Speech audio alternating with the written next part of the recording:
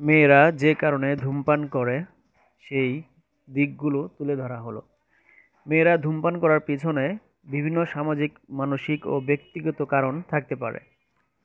যেমন নাম্বার ১, কৌতূহলবশত।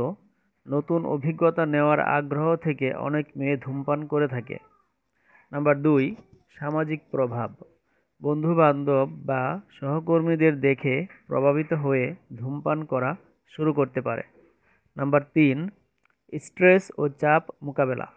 কাজ, পড়াশোনা বা ব্যক্তিগত জীবনের মানসিক চাপ কমানোর জন্য অনেকে ধূমপান করে থাকে।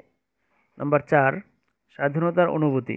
কিছু মেয়ে ধূমপানকে স্বাধীনতার প্রতীক হিসেবে দেখে এবং নিজেদের আত্মনির্ভরশীল মনে করতে চায়। নাম্বার ৫, ফ্যাশন ও ট্রেন্ড। মিডিয়া ও চলচ্চিত্রে ধূমপানকে গ্ল্যামারাস দেখানো হলে অনেকে সেটি অনুসরণ করতে চায়। নাম্বার ৬, ওজন নিয়ন্ত্রণের জন্য। অনেকে মনে করে ধূমপান ক্ষুধা কমায়, তাই ওজন কমানোর জন্য এটি বেছে নেয়। আসলে তা কিন্তু নয়। নাম্বার ৭, আত্মবিশ্বাস বাড়ানোর জন্য।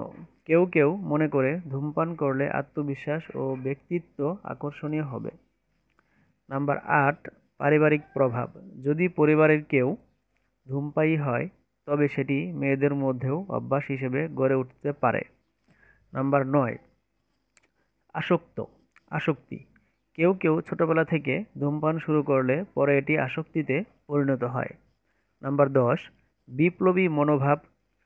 কিছু মেয়ে সমাজের প্রচলিত নিয়মের বিরুদ্ধে অবস্থান নিতে বা বিদ্রোহী মনোভাব প্রকাশ করতে ধূমপান করে। বর্তমান সময়ে একটি ফ্যাশন হয়ে দাঁড়িয়েছে, বিভিন্ন জায়গায় বিভিন্ন সময় আমরা আমাদের চোখে পড়ে যে মেয়েরা বা ছেলেরা, মেয়ে ছেলে একসাথে মিলেমিশে হয়ে তারা সিগারেট খাচ্ছে বা ধূমপান করছে বিভিন্ন স্থানে, চায়ের স্টলে অথবা পার্কে। কিন্তু তারা জানে না যে তারা তাদের নিজেদেরই ক্ষতি করছে।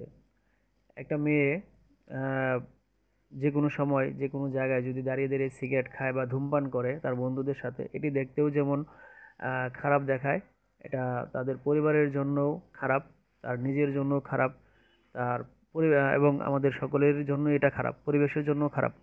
অতএব প্রত্যেকটি পরিবারের উচিত তার মেয়ে বা ছেলে কোথায় যাচ্ছে, কি করছে, কার সাথে মিশছে, এগুলো খেয়াল করা এবং খোঁজখবর রাখা।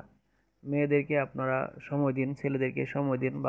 বাবা মাদেরকে বলছি, আপনারা মেয়ে ছেলেদেরকে খুব ভালোভাবে গাইড করুন এবং বন্ধুর মতো মেশুন, যাতে আপনার ছেলে মেয়েদের সাথে আপনারা ফ্রি হয়ে কথা বলতে পারেন, তাদের মনের কথাগুলো আপনারা জানতে পারেন।